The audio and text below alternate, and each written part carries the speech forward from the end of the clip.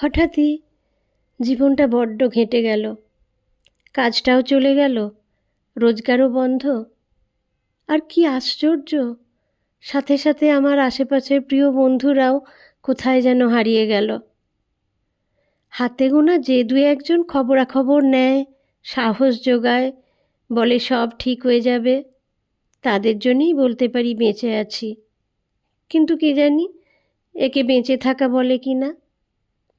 হাতে অনন্ত সময়, ইউটিউব ঘাঁটি, ফেসবুক দেখি।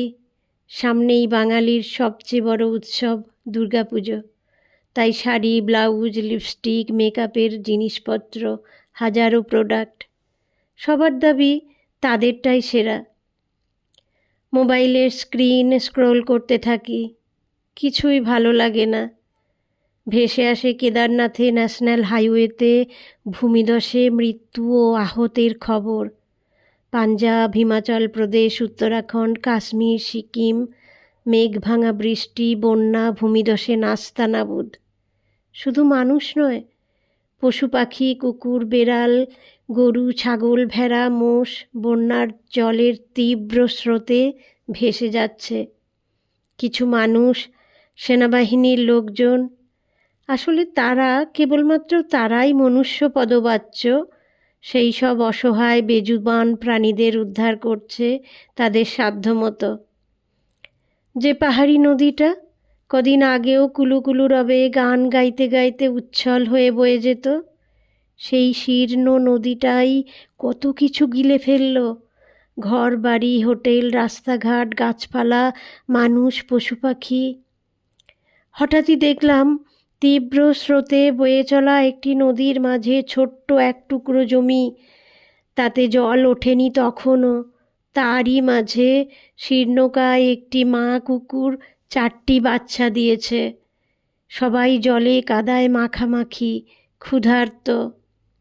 ভিডিওটি দেখার পর কেবলই মনে হয়, ওরা কি মা কুকুর আর তার বাচ্চাদের উদ্ধার করেছিল ওখান থেকে? কিছুই ভালো লাগে না। মাঝরাতে ঘুম ভেঙে যায়, সেই অসহায় প্রাণীগুলোর কথাই কেবল মনে পড়ে, আর ঘুম আসে না।